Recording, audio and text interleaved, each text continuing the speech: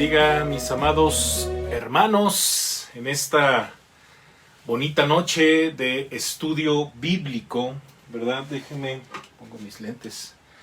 Y bueno, pues reciban un saludo y un fuerte abrazo de parte de mi familia y de un servidor, hermanos. Y bueno, pues estamos en este día martes 2 de junio del 2020, martes de estudio bíblico de cartas generales, ¿verdad? Y acuérdese que estamos estudiando la primera carta del apóstol Pedro, estamos en la tercera parte, hemos tenido que seccionar, ¿verdad? Este bonito estudio, la primera parte, un estudio maravilloso sobre el tema de el sometimiento y que implica, el sometimiento cristiano que implica dentro del matrimonio, y fue maravilloso.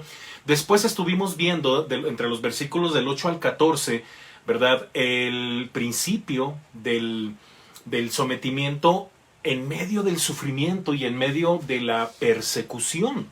Y bueno, en esta tercera parte, hermanos, pues vamos a ver el sometimiento, ¿verdad? El sometimiento o la sujeción a Cristo, ¿sí? Vamos a ir, pues prácticamente estamos subiendo de nivel con algunos aspectos teológicos que, por cierto, menciona el apóstol Pedro. Y bueno, es un estudio maravilloso. Espero que tenga por ahí su material que hemos estado a lo largo de todo a lo largo ahora sí que de todo este estudio, ¿verdad? Y bueno, creo que todos estamos bien, todos muy bien por ahí. Dios me les bendiga. Y pues vamos a orar, hermanos, y que el Señor nos acompañe, nos guíe, nos ayude, ¿verdad? En esta transmisión. Oremos. Padre bendito, gracias te damos por la oportunidad que me permites a mí, Padre celestial, Padre santo, de servirte, de servir a tu iglesia. Gracias por todas las bendiciones que hemos recibido, Padre bendito, y porque nos permites en este momento de este día, ya noche, Padre, gozarnos en tu palabra. Padre bendito, queremos aprovechar este tiempo para meditar en ella y sobre todo gozarnos en tu voluntad.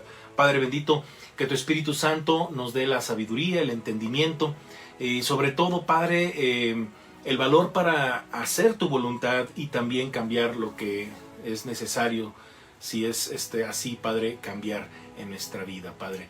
Bendice pues, mi Dios, esta transmisión y que mi vida solo sea un instrumento de gracia en tus manos en Cristo Jesús. Amén.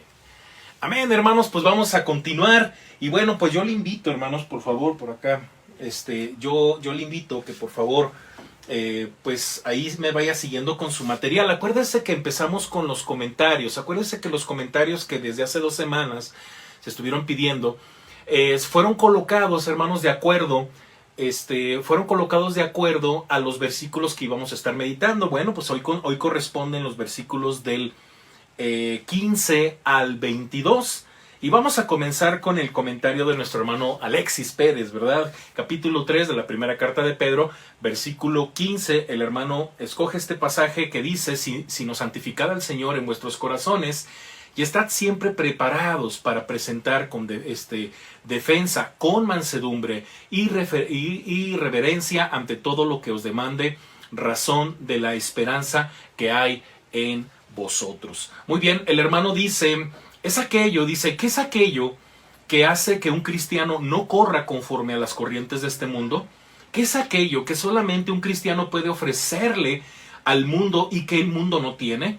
Dice, nuestros amigos y familiares que no conocen a Cristo solamente se preguntarán esto si viven en nosotros esa esperanza viva, a la cual Dios nos ha hecho renacer, y es nuestra responsabilidad estar preparados para ofrecer la salvación que hay en Cristo.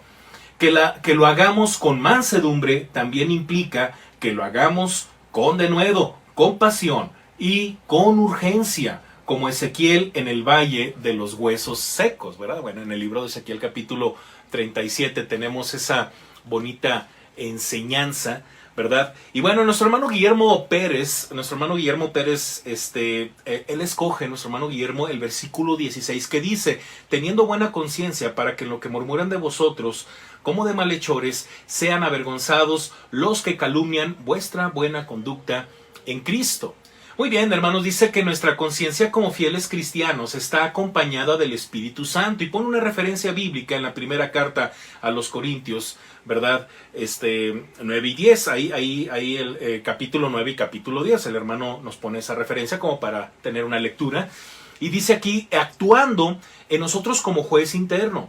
Ello nos permite conocer y distinguir entre el mundo carnal y el sometimiento en la palabra de Dios. En consecuencia, es el conocimiento de la palabra de Dios solo a través de ella y solo por ella que podemos tener buena conciencia, es decir, una buena conducta en Cristo.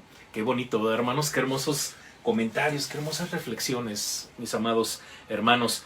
Nuestro hermano Jesús Herrera, también él hace su comentario y pues básicamente pues ya hicimos los comentarios de los que ya me habían mandado. Este es el último, hermanos, y está basado en el versículo 18 que dice: porque Cristo también padeció una vez para siempre por los pecadores, el justo por los injustos, para llevarnos a Dios, siendo a la verdad muerto en la carne, pero vivificado en espíritu. Y el hermano comparte lo siguiente. El hermano dice: este capítulo me gusta porque habla de varias cosas sobre el matrimonio, sobre cómo debemos actuar y sobre todo recalca que Jesús sigue vivo, pero tuvo que padecer por nosotros para que nosotros podamos estar con Dios, y a eso vino al mundo, para perdonar nuestros pecados y llevarnos a Dios. Qué hermoso, hermanos. Qué interesante esto que dice el hermano, porque pues sí se mencionan un montón de cosas, hermanos. Por cierto, ahorita nos vamos a meter ahí en un rollo teológico muy interesante,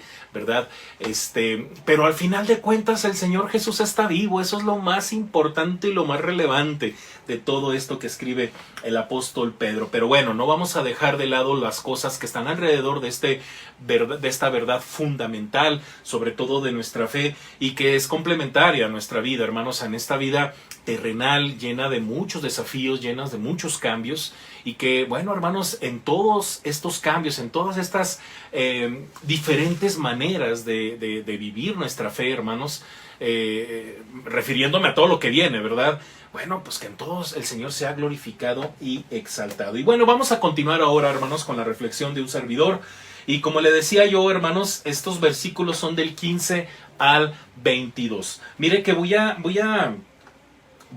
leer, hermanos, este capítulo, voy a leer estos versículos, ¿verdad? Y de esa forma nos vamos a ir paso a paso, ¿verdad? Sabiendo de qué nos está hablando esta porción de la carta, de la primera carta del apóstol Pedro, capítulo 3. Dice los versículos del 15 al 22: sino santificad a Dios, el Señor, en vuestros corazones, y estad siempre preparados para presentar defensa con mansedumbre y reverencia ante todo el que os demande razón de la esperanza que hay en vosotros, teniendo buena conciencia, para que en lo que murmuran de vosotros como de malhechores sean avergonzados los que calumnian vuestra buena conducta en Cristo.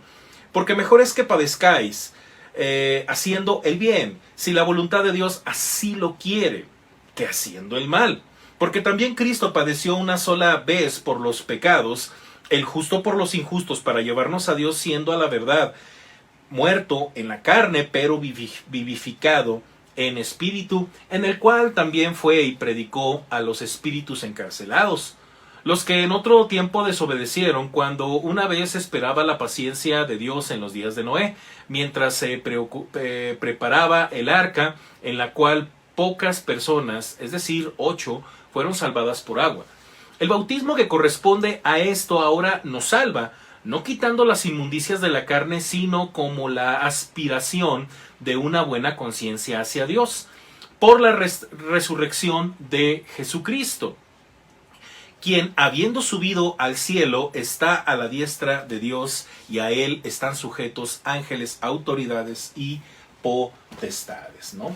Muy bien, qué hermoso pasaje. ¿Cómo termina este capítulo 3, hermanos? Nos esperan reflexiones, ¿verdad? A partir del capítulo 4, muy interesantes, muy bonitas, ¿verdad? Entonces, pues vayámonos preparando, porque este es como el corazón, el centro de esta carta, hermanos, para que sigamos adelante. Muy bien, hermanos, pues si usted tiene por ahí su material, pues ahí sígame, hermanos, por ahí ok. Entonces dice aquí, ok, muy bien. En esta última sección, hermanos, de los versículos del 15 al 22 de este capítulo 3, Pedro describe, hermanos, Pedro escribe a los creyentes que ante la amenaza de la persecución, el apóstol no incentiva, hermanos, el martirio, como tampoco aprueba el hecho, más bien los anima a reflexionar en que la persecución es injusta, pero es por una causa noble y trascendente. Es por eso que esta última parte pues le da mucho mayor sentido al hecho de someternos a Cristo en medio del sufrimiento, ¿verdad? Incluso al sometimiento dentro del matrimonio. Muy bien, hay una frase con la que comienza Pedro en esta porción que dice santificad, ¿verdad? Bueno, aquí dice en el versículo, empieza así, sino santificad, ¿verdad? Prácticamente tomando en cuenta los versículos anteriores que ya meditamos la semana pasada, pero mire, santificad a Dios como Señor. Dicen los estudiosos que así es una mejor traducción del versículo 15. Básicamente lo que nos dice es pon al Señor en el trono de tu corazón. Es una orden directa. Pon al Señor en el trono de tu corazón. Eso es lo que significa santificad. Santificad a Dios el Señor en vuestros corazones. Que tú lo pongas aquí en el corazón. Si Él controla nuestras vidas, siempre tendremos una respuesta cuando nos pregunten respecto a la esperanza que tenemos en Él. Así es esto. Recordemos lo que el Señor le dijo pues a sus discípulos, ¿verdad? Le dijo ahí en Marcos capítulo 13, versículo 11, cuando dice, pero cuando os trajeren para entregaros, no os preocupéis por lo que habéis de decir, ni lo penséis, sino lo que os fuere dado en aquella hora, eso hablad, porque no sois vosotros los que habláis, sino el Espíritu Santo. ¡Qué poderoso esto, hermanos! Yo me acuerdo cuando recién leí la Biblia, hermanos, cuando comenzaba mi ministerio, este versículo, hermanos, marcó mucho mi corazón, mi experiencia en la palabra en los primeros años, meses, hermanos, en los que yo comencé a predicar el Evangelio. Y bueno, esto tampoco significa que no nos preparemos. Obviamente, el Espíritu nos recuerda lo que ya Él nos dijo en su palabra y Él se va a encargar de guiarnos a la hora de hablar, a la hora de que nos pregunten, ¿verdad? ¿De qué se trata tu fe? ¿Por qué tienes eso que yo no tengo? Y el Espíritu nos va a dar palabra, hermanos, también conforme a la palabra de Dios, que finalmente pues fue inspirada por el mismo Espíritu, por el mismo Dios. Entonces nos dice lo que tenemos que decir, ¿verdad? Entonces, los pecados, hermanos, los pecadores pueden acusarnos, porque básicamente esto es de lo que se habla, hermanos, de lo que se habla, razón por la cual Pedro dice, pues hay que responder con mansedumbre, ¿verdad? Con humildad y mansedumbre. Mire, los pecadores pueden acusarnos, pero Dios conoce el corazón y nosotros tenemos a Dios, tememos a Dios y no a los hombres. Qué interesante es esto, hermanos. Mire, y en vez de angustiarnos, hemos de estar seguros de que Cristo sea santificado, puesto en un lugar preferente y especial en nuestro ser. La expresión de hermanos santificad a Dios como el Señor, ¿verdad? Es un reflejo de Isaías capítulo 8, que por cierto, hermanos, para estos tiempos, hermanos, uno de los mejores pasajes, hermanos, para que nos dé perspectiva y nos alinee en medio de tantas cosas que se oyen, hermanos, y de tantas cosas que hemos visto y que hemos vivido, ¿verdad? Es importante, hermanos, que consideremos lo que dice Isaías capítulo 8, versículos 12 y 13. Pedro toma solamente referencia del 13, pero a mí me gustaría que leyéramos desde el 12 al 13. Tengo ahí una notita, ¿verdad? Entre paréntesis, ¿verdad? Que dice, no llaméis conspiración, fíjese bien, a todas las cosas que este pueblo llama conspiración, ni temáis lo que ellos temen, ni tengáis miedo, dice, a Jehová de los ejércitos, a Él santificad, sea Él vuestro temor y Él sea vuestro miedo. ¿Por qué le digo que es el mejor pasaje para estos tiempos, hermanos? Por algo tan simple. ¿Qué tantas cosas se escuchan allá afuera? Bueno, creo que ya el tema del coronavirus está quedando atrás por tantas noticias, ¿verdad? Entre cambios políticos a nivel mundial, económicos, crisis por aquí, crisis por allá, muertes por aquí, muertes por allá, una ola de cosas que básicamente el pasaje dice, mira, el mundo va a decir muchas cosas. El mundo va a decir conspiración por aquí, conspiración por acá, viene por aquí algo malo, por aquí esto y lo otro, ¿verdad? Dice el pasaje, no les tengas miedo, no tengas miedo de lo que a ellos les da miedo, ¿sí? No te preocupes, mejor témeme a mí. Santifica al Señor. Es lo mismo que está diciendo Pedro, por eso Pedro toma este pasaje, ¿verdad? Porque sabe que Pedro, considerando que la fe, la vida es difícil, es dura, la orden es esta. O sea, no, estamos viviendo lo mismo de los tiempos de Isaías, ¿verdad? Momentos muy feos, espantosos. En los tiempos de Pedro igual, en nuestros tiempos lo mismo. Nos encarcelamos más por el temor. Nos encarcelamos en el temor más por lo que dicen allá afuera que por lo que la palabra de Dios dice, que pues obviamente tampoco la idea de tener temor de Dios es una cuestión de tiranía, no estamos hablando de eso, pero Dios dice, mejor témeme a mí, tenme miedo a mí, porque pues yo soy el Todopoderoso, yo te tengo en mis manos, ¿verdad? Entonces de esta manera Pedro le recuerda a sus lectores los sufrimientos de Cristo, que fue acusado falsamente y sin embargo dejó el asunto en las manos del Padre. ¿Sí? Muy bien. Nuestra dedicación al Señor en medio de la persecución y la difamación nos separa del todo de nuestros semejantes. Debemos al Señor, fíjese bien, debemos al Señor y a ellos, a nuestros semejantes, el procurar estar siempre listos, como dice Pedro, para explicar la razón de nuestra esperanza. El cristiano no es antiintelectual, no es una persona cerrada, sin argumentos. Al contrario, hermanos, tenemos tantos que, cuidado, ¿verdad? Cuando nos piden razones acerca de nuestra fe. Y esto tiene que ver con la apologética. Y mucho cuidado con esto, hermanos. Fíjese bien lo que voy a leer. Debemos tratar de comprender y enseñar las bases de nuestra fe, aunque sepamos que la obra de Dios no se limita a la capacidad humana para comprenderla. ¿Sí? Ok. Y si no podemos dar explicaciones razonadas, siempre podemos dar el testimonio de lo que somos a causa de Él. Quizás a veces no podemos explicar lo que estamos viviendo. ¿Sí? Ya cuestiones teológicas que a lo mejor nos pueden parecer muy elevadas, que finalmente, hermanos, se reducen, ¿verdad? Finalmente se reducen a nuestro testimonio. Suficiente con nuestro testimonio para que la gente vea lo que nosotros creemos y lo que nosotros estamos viviendo. ¿Sí? Entonces nuestra vida, nuestro testimonio dice más que 1000 palabras, porque yo te puedo explicar todas las cuestiones teológicas, pero si mi vida es otra cosa, de nada sirve lo que te pueda yo explicar.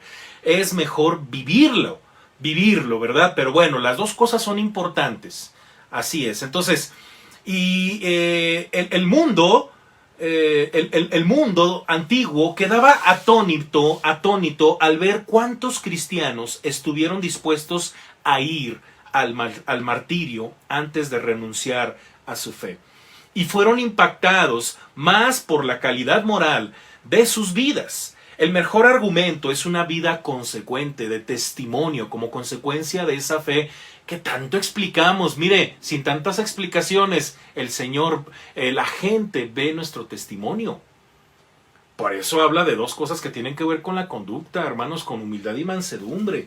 ¿Sí? Dice mansedumbre y reverencia. Ahorita, por eso, como decía yo al principio, nuestra dedicación al Señor en medio de la persecución y la difamación nos separa del todo de nuestros semejantes. Pero bueno, sigamos adelante. Entonces, el mejor argumento es una vida consecuente. La explicación de la razón es ganar un alma. La explicación de la razón es ganar un alma y no ganar un debate. Mucha gente cree o piensa que la idea de ser apologeta, ¿verdad? Un defensor de la fe piensa o se limita. Muchas veces pues, se puede limitar a que solamente ganamos un debate, ¿verdad? Y ándele, yo le demostré y no sé qué, ¿verdad? Muchos piensan que eso es la defensa de la fe, pero cuando nosotros defendemos la fe y como apologetas, ¿verdad? Damos argumento acerca de lo que creemos, va más allá de solamente ganar una batalla, o un debate, sino es ganar a alguien para Cristo. Mire, esto me recuerda cuando Pedro, allá en el capítulo 11, tuvo que enfrentar a sus colegas discípulos, hermanos, allá en Jerusalén y a otros cristianos judíos, ¿verdad? Allá en Jerusalén los tuvo que enfrentar, hermanos. Lea ya el capítulo 11 de Hechos, o recuerde lo que en alguna ocasión ya meditamos sobre este pasaje. Cuando él regresa de Cesarea, ¿se acuerda? Después de haber estado con Cornelio, de compartirle el evangelio a Cornelio, y bueno, de quedarse a dormir allí. Cuando llega a Jerusalén, estos lo empiezan, hermanos, a confrontar y le empiezan a decir, oye, ¿qué has hecho? Te quedaste en casa de un impuro, te quedaste en casa de un gentil. Y Pedro comienza a dar una explicación. Comienza a dar argumentos de tal forma que estos, dice el versículo 3 del capítulo 11, entendieron que la gracia de Dios, el bautismo del Espíritu Santo, también era para los gentiles. Pero todo se dio, hermanos, con argumentos, porque Pedro sigue argumentando y por ahí en el versículo 16, Pedro se acuerda de una palabra de Juan el Bautista. ¿Se acuerda cuando dice, yo bautizo con agua, mas este que viene bautiza con el Espíritu Santo? Y Pedro trata de acordarse lo que vivió en casa de Cornelio, comparándolo con lo que vivió, ¿verdad?, con las palabras de Juan el Bautista en relación a Jesucristo. Entonces Pedro comenzó a comprender muchas cosas de tal forma que sus argumentos ayudaban a otros a comprender lo que Dios ya estaba haciendo, ¿verdad?, en el Evangelio. Entonces, de alguna forma, hermanos, tenemos que explicar, ¿verdad? Entonces, explicar para convencer o en este punto para ganar un alma. Por eso es conveniente o por eso conviene, hermanos, hacerlo con mansedumbre y reverencia. Mire, la mansedumbre mira en parte a los hombres, ¿sí? O sea, cuando Pedro hace la referencia de hacerlo con mansedumbre es básicamente tener esa capacidad a veces sobrehumana, porque la mansedumbre es un fruto del Espíritu, para compartir el Evangelio. Porque mucha gente dice, no, es que es bien difícil compartir el Evangelio porque la gente es muy necia, no, nunca va a cambiar. Bueno, pues qué bueno que piensas así, porque date cuenta que por pensar así estamos hablando de un asunto sobrenatural. La gente no la cambias tú. La gente ya tiene sus paradigmas, ya tiene sus hitos, ¿verdad? Ya tiene sus ¿cómo se podrá decir? Sus fortalezas, ¿sí? Como diría Pablo ahí en la segunda carta a los Corintios, capítulo 10, versículos del 3 al 5, cuando habla acerca que las armas de nuestra milicia son poderosos en Dios para la destrucción de fortalezas y todo argumento que se levanta en contra del conocimiento de Dios. Bueno, el Evangelio es así.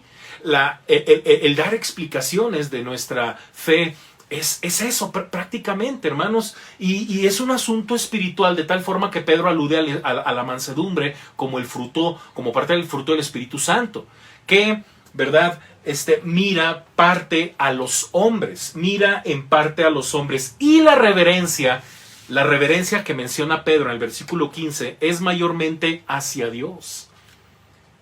Mire qué interesante, qué manera tan práctica de compartir nuestra fe, hermanos. Bueno, entonces en todo no actuamos a título propio, ¿sí? Pedro había pagado caro esa lección, ¿se acuerda? ¿Se acuerda cuando Pedro pensaba que las cosas eran fáciles al seguir a Jesús y habiendo afirmado confiadamente que él jamás negaría a su maestro? Pero mire, temió a los hombres en vez de al Señor. ¿Y qué pasó? Terminó, hermanos, negando a Jesús. Porque las cosas no se hacen a título propio, no se trata de pensar o sentir, ¡ay, es fácil! No. Yo me acuerdo en alguna ocasión, yo platicaba con alguien que de alguna forma cuestionaba pues mi vida, ¿verdad? Mi estilo de vida. Yo creo que pensaba que a mí me agarraron así de la nada y me pusieron en la iglesia, y bueno, ya estaba yo en una congregación. Y lo más sorprendente de este joven era que él decía, es que usted ya gana dinero, usted ya tiene una cosa así rara, de que usted ya tiene familia, usted ya mantiene a su familia. No, hombre, pues qué fácil es su trabajo, me decía, ¿no? Entonces yo lo escuchaba, ¿no? Porque dije, bueno, no vale la pena explicarle de dónde vengo, ¿no? Sino mejor lo voy a escuchar. Entonces, donde sí ya tuve que reaccionar fue cuando él decía que era muy fácil lo que yo hacía, ¿verdad? Dice, hasta yo lo puedo hacer, ¿no?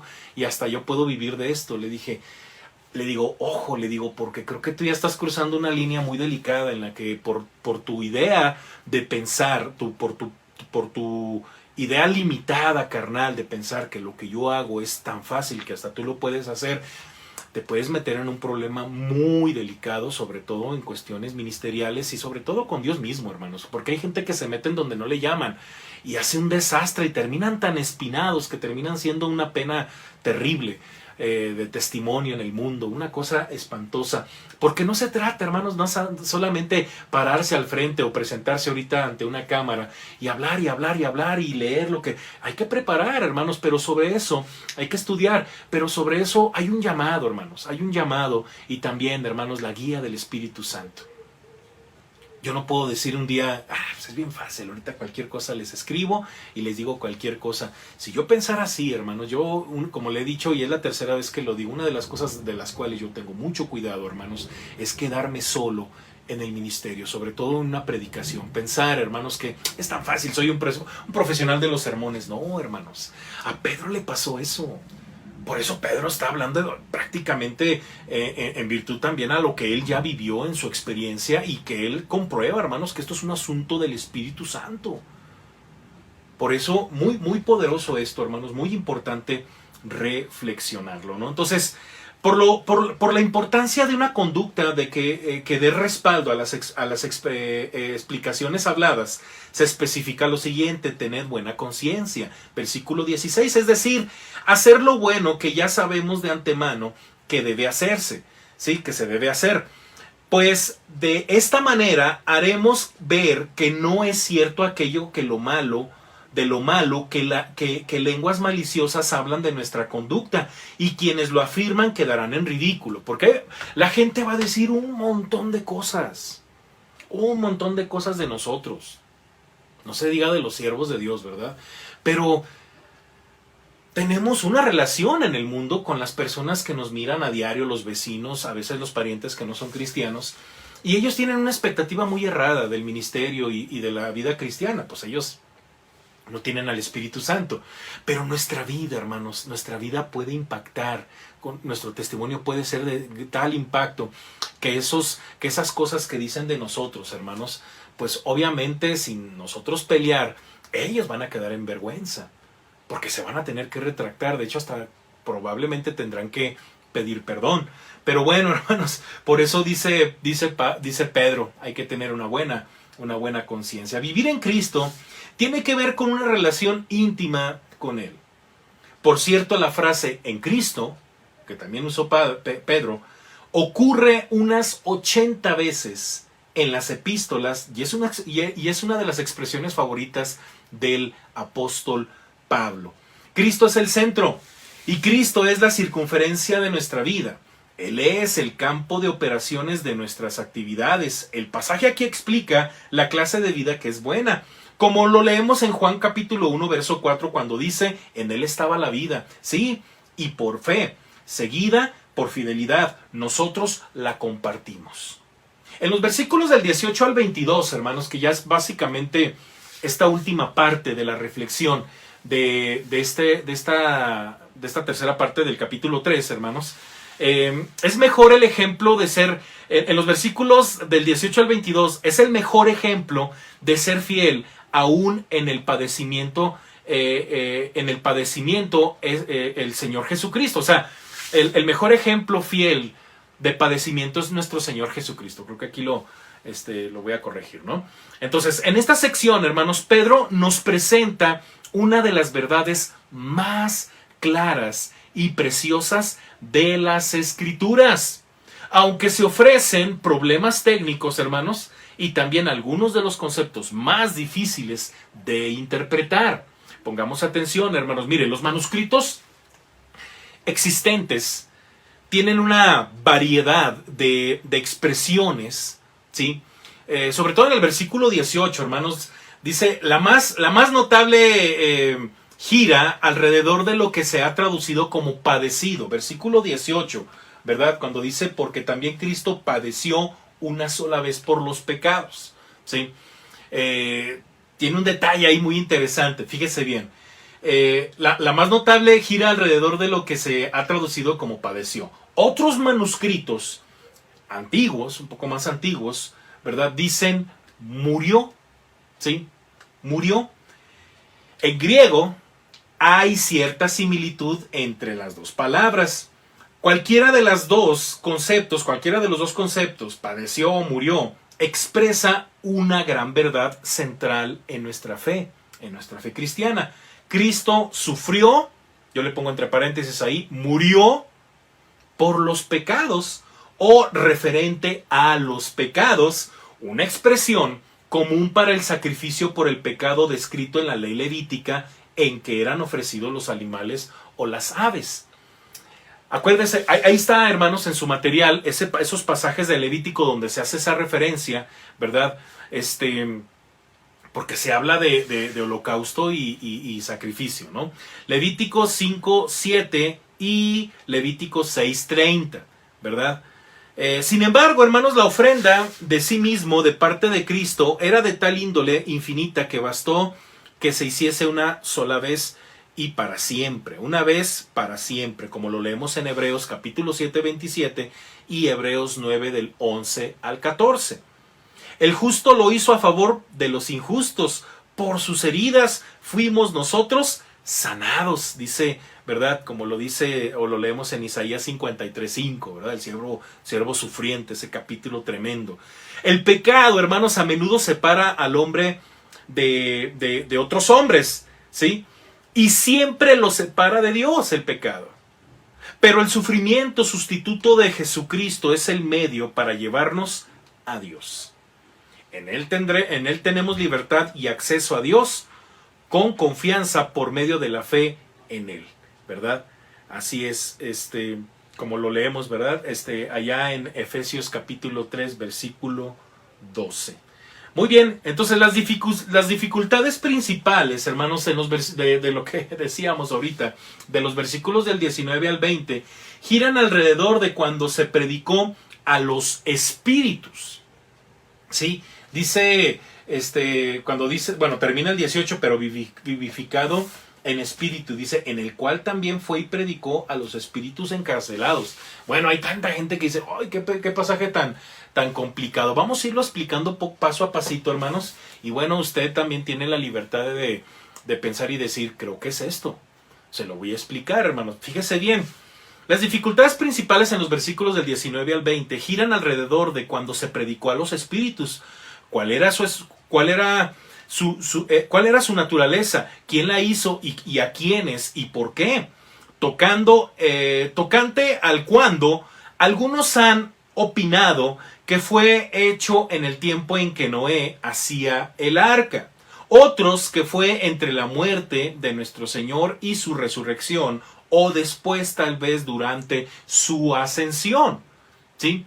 O sea, ¿cómo fue eso de que Jesús le predicó a los espíritus encarcelados y luego hace una referencia de Noé? Entonces muchos se van hasta el Génesis, ¿verdad? Para tratar de darle una explicación a este versículo. Pero mire, el misterio de los espíritus encarcelados ha dejado perplejos a los estudiosos por muchos años.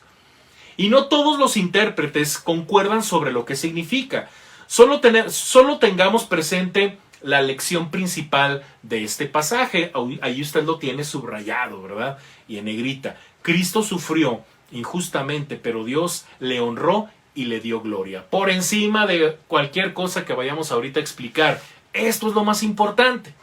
Entonces, como dice Pedro enseguida en el versículo 22, pero bueno, el resto de este pasaje describe principalmente la buena conciencia del creyente delante de Dios. La palabra encarcelados en el verso 19 Pedro hace referencia al lugar de juicio mencionado en la segunda carta de Pedro capítulo 2 versículo 4, prisiones de oscuridad. Fue esta oscuridad y violación del orden de Dios lo que contribuyó a que viniera el diluvio, lo cual explica por qué Pedro menciona a Noé. Acuérdese, porque vino el diluvio. La maldad llegó a tal grado, hermanos, que ya era insoportable y Dios dijo hasta aquí, ¿verdad? Y bueno, en cuanto a los problemas que surgen de las otras partes del pasaje, se han dado varias explicaciones. Fíjese bien, algunos sugieren que Cristo dio a los muertos, a los muertos en el infierno, ojo, una segunda oportunidad de salvación, pero esto es contrario a lo que enseña el resto de la Biblia, ¿sí? Al resto de la Biblia, ¿sí?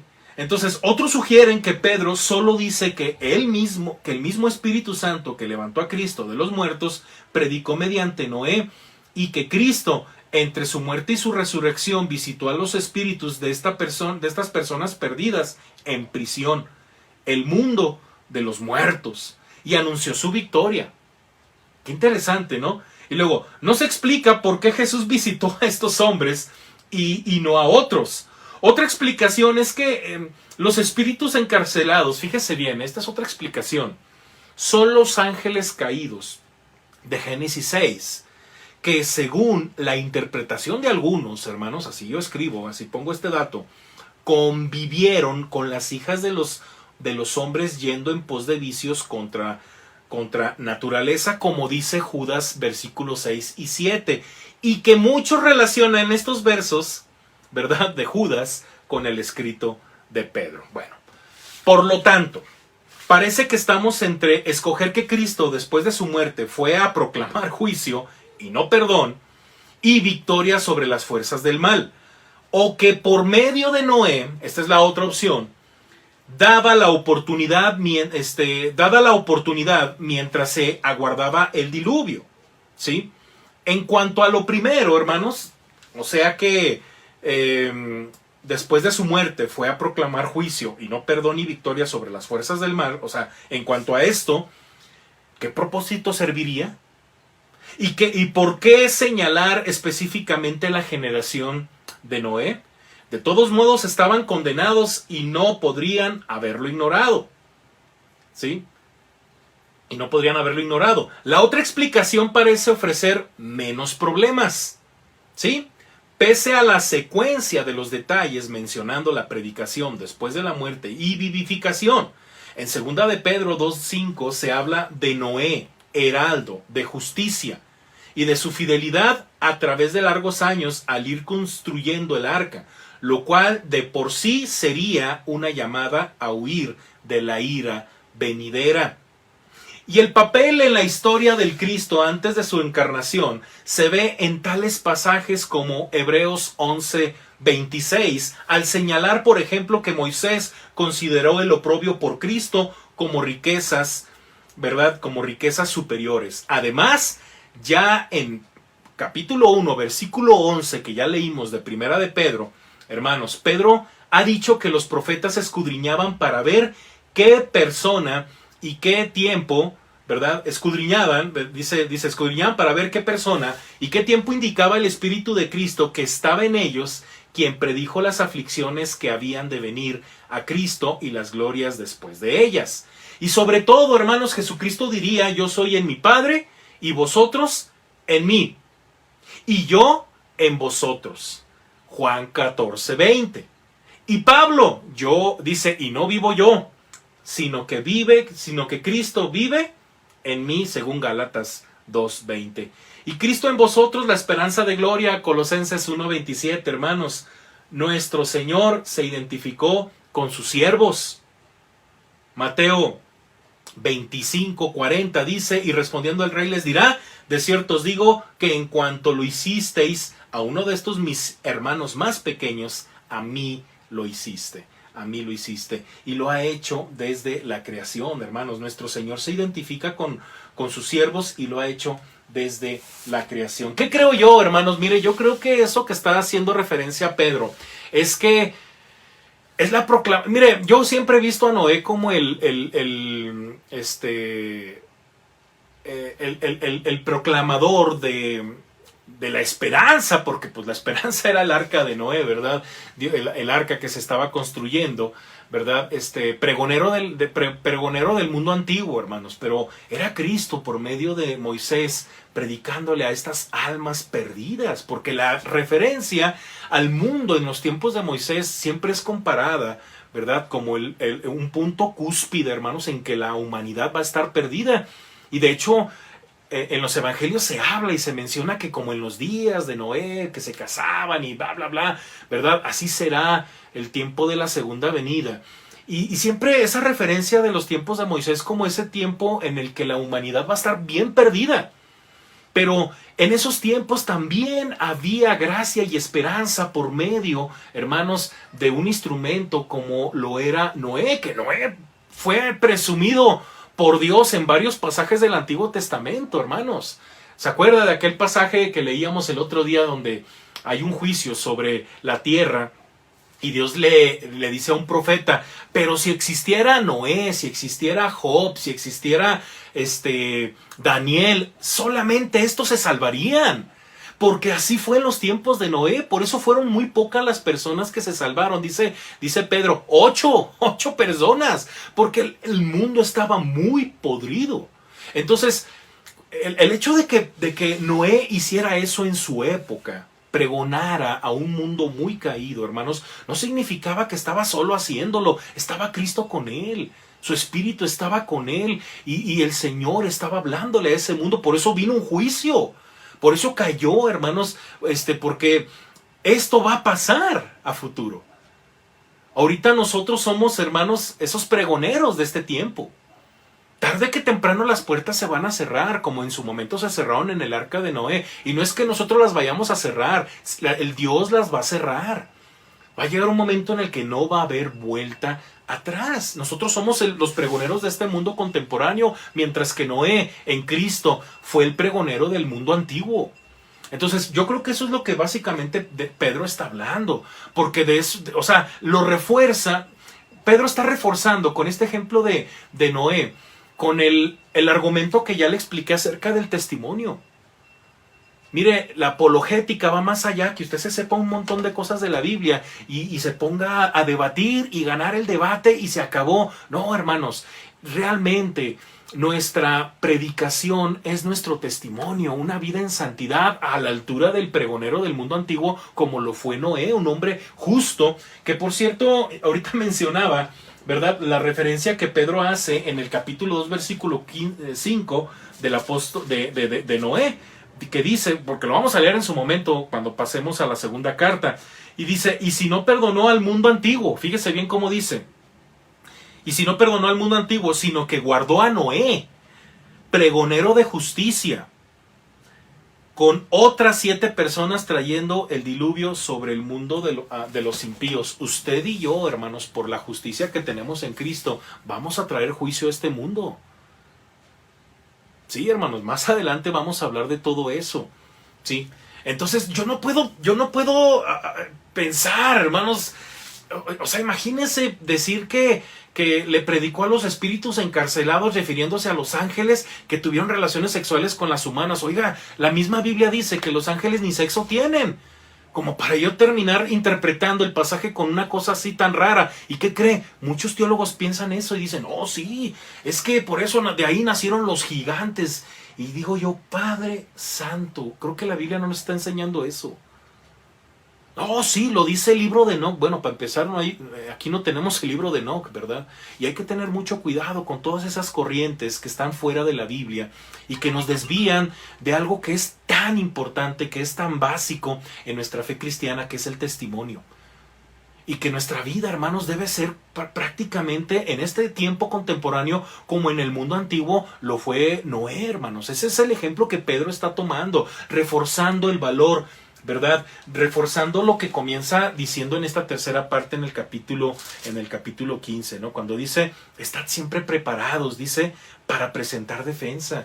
¿Cuál fue la defensa de Noé, hermanos? La esperanza que tuvo en Dios. Esa era la esperanza de Noé, ¿sí? La esperanza que tuvo en Dios, esa era la o sea, el hecho de que Noé obedeciera y estuviese haciendo el arca, ese era el argumento. La gente decía que estaba loco. La gente decía, probablemente se burlaba de él, pues no existía la lluvia, imagínense, ¿cómo que va a llover? ¿Qué es eso, no? Pero Noé, hermano, su argumento era obedecer y vivir de acuerdo a lo que Dios ya había dicho. Y el temor de Dios, el temor de Noé no era el temor de lo que la gente podía decir, sino era lo que Dios ya había dicho que iba a pasar. Y Noé dice, hay que construir el arca.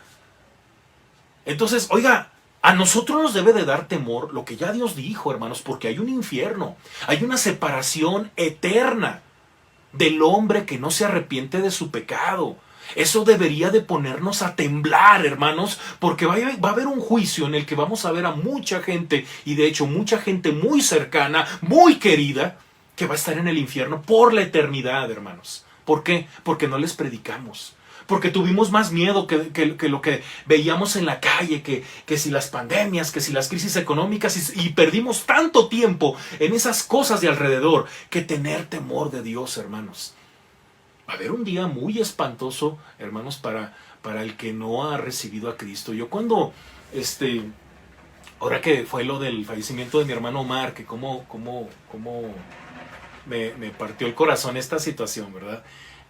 Pero yo trato de abrazar la palabra y pensar, Él está ahorita, no puedo explicarlo, esa gloria venidera que nos espera, ¿verdad? Él ya está ahí.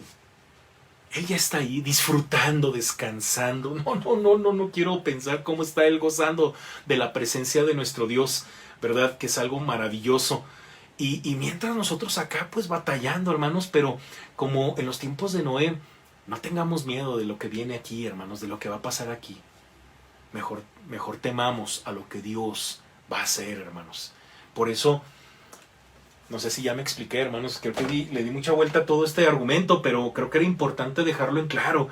Imagínense, yo de repente estoy leyendo de la obediencia, estoy leyendo del testimonio, y de repente se me cruzan esos pasajes y termino sacando, ¿verdad?, la idea central del sometimiento a Cristo, de todo está sometido a Cristo. De repente algunas cosas medio raras, o ángeles que se metieron con mujeres y que como resultado de eso los gigantes. Por Dios, en su momento voy a dar mi explicación sobre ese pasaje también, hermanos, que es importante que tengamos mucho cuidado, ¿no? Entonces, de los versículos del 21 al 22, hermanos, Pedro entonces liga a Noé al tema del bautismo. El diluvio fue en realidad, hermanos, un bautismo global de agua. Sin embargo, el mundo está ahora reservado para un bautismo diferente. Sí, bautismo de fuego. Más adelante vamos a hablar de eso, porque lo leemos en la segunda carta de Pedro, en el capítulo 3, del 5 al 7. Todo en su momento. Ahí está el pasaje, hermanos, pero no lo voy a leer por cuestiones de tiempo. Mire, Pedro no dice, hermanos, que el bautismo nos salva, ni que el agua lave pecados. Es más, el mismo apóstol deja en claro, hermanos, que el bautismo no puede quitar la inmundicia de la carne. La sumisión del Señor, hermanos, en el bautismo es una cuestión interna. La respuesta de una buena conciencia delante de Dios. Mire, el bautismo es un cuadro de muerte, sepultura y resurrección. El bautismo de Cristo, hermanos, en agua que realizó Juan el Bautista, fue un símbolo del bautismo del Señor en su sufrimiento en la cruz. Y ahí están las referencias bíblicas. Bueno, Cristo mismo designó a Jonás como señal de su muerte, sepultura y resurrección. ¿Se acuerda? La famosa señal que pedían los fariseos, y dice Jesús, la única señal que van a recibir es la de Jonás. Y ya, es más que suficiente, ¿verdad? Y bueno, el agua que sepultó al mundo perverso condujo a Noé a la seguridad. Sí, el agua no salvó a Noé, lo hizo el pacto que Dios hizo mediante el arco iris. Sí lo voy a leer, capítulo 6, versículos del 12 al 13, cuando dice, y dijo Dios, esta es la señal del pacto que yo establezco entre mí y vosotros y todo ser viviente que está con vosotros por siglos perpetuos. Mi arco he puesto en las nubes, el cual será por señal del pacto entre mí y la tierra. Así es, de esta manera Noé mostró de antemano la muerte, sepultura y resurrección de Cristo. Nótese que Noé envió una paloma, por ejemplo, también, ¿verdad? ¿Se acuerda? Y cuando Cristo fue bautizado, una paloma vino. y se posó sobre él. Este es un pasaje complejo, de modo que tengamos presente las lecciones principales. Número 1, Cristo es Señor de todos y debemos someternos a Él. Número 2, una buena conciencia, hermanos, nos fortalece en la prueba. Y número 3, el bautismo cristiano, ilustrado por el diluvio, es un cuadro de la muerte, sepultura y resurrección. Pero no salva el alma. El bautismo es importante porque indica nuestra sumisión al Señor. Por eso cuando alguien recibe a Cristo, ¿verdad? El siguiente paso es el bautismo, porque está dando evidencia, testimonio público de su sumisión a Cristo. Y el pasaje termina diciendo en el verso 22, quien habiendo subido al cielo está a la diestra de Dios y a Él están sujetos ángeles, autoridades y potestades. Nada ni nadie puede hacer más de lo que el Señor no se lo permite. Entonces, si sufrimos, dice Pedro, si el Señor lo cree necesario, podemos vivir por pruebas, momentos difíciles, porque es parte de su autoridad sobre todas las cosas. ¿Sí? No, pero es que Dios debe de tener control, ¿verdad? Dice la gente del mundo, ¿verdad? Porque si Dios existiera, ¿por qué hay tanta maldad? Es que no entienden, ¿verdad?, el plan redentor de Dios. Hay cosas que tienen que pasar porque son necesarias, dice la Biblia. Y pasan porque Dios las permite. Y si no pasan es porque Dios dice, no, hasta aquí. Esa es la evidencia que tenemos, hermanos, del gran poder de nuestro Señor Jesucristo. Y bueno, hemos terminado este capítulo, hermanos, un capítulo que habla mucho sobre el sometimiento y con algunas situaciones muy, muy, muy interesantes, sobre todo en esta última parte, ¿no? Sobre esta cuestión de Noé, que qué pasó, cómo que Cristo le habló y que Noé y que esto y lo otro. Bueno, ya quedó explicado, hermanos, ojalá y me haya dado a entender y que pues en todo el Señor Jesucristo sea glorificado y exaltado, hermanos. Dios me les bendiga. Y bueno, pues yo quiero hacer una oración, hermanos, y posteriormente voy a dar algunos avisos, ¿verdad? Oremos. Padre, gracias te damos porque, como dice el pasaje ahí en el versículo 15, santificad a Dios en nuestros corazones. Padre, te santificamos, mi Dios. Tú eres el Señor de nuestra vida. Nos encomendamos a ti, te agradecemos enormemente todas tus bendiciones, toda tu fidelidad en nuestra vida. Padre bendito, ayúdanos a vivir conforme a esa nueva naturaleza que tenemos en Cristo, porque hemos sido juntamente con Él sepultados para muerte por el bautismo, a fin de que como tú levantaste a Cristo de los muertos, así también nosotros andamos en vida nueva. Dice tu palabra, esa es una realidad maravillosa con la que estamos esperando la gloria venidera. Gracias, Padre, por las pruebas, gracias por todo lo que implica la fe, porque nos ejercitas de tal forma que podemos crecer en fe espiritualmente. Padre, que en todo tú seas glorificado y exaltado, y que seamos, Padre, como en los tiempos de Noé, esos pregoneros, mi Dios, que con más testimonio que con palabras podamos, Padre bendito, impactar los corazones desesperados que necesitan de tu gracia. Que nuestra vida sea solamente un instrumento de gracia en tus manos y que Príncipe de Paz sea una iglesia obediente en estos tiempos, Padre, pertinentes. En el nombre de Jesús. Amén.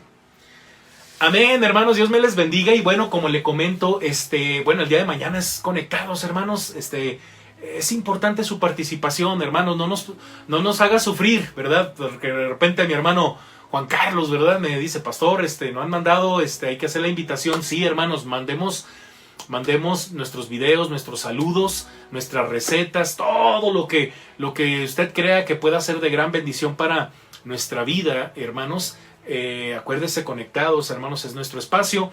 El día jueves, hermanos, igual a las 8 de la noche tenemos nuestra predicación evangelística, hermanos, por favor, no se la pierda, trate de compartirla, invite a alguien a que vea esa transmisión, porque va a ser de gran bendición. Y el día viernes, hermanos, como lo hemos comentado y como lo hemos estado haciendo, viernes a las 6 de la tarde en vivo desde Facebook Live y a las 8 de la noche por YouTube, hermanos, la repetición.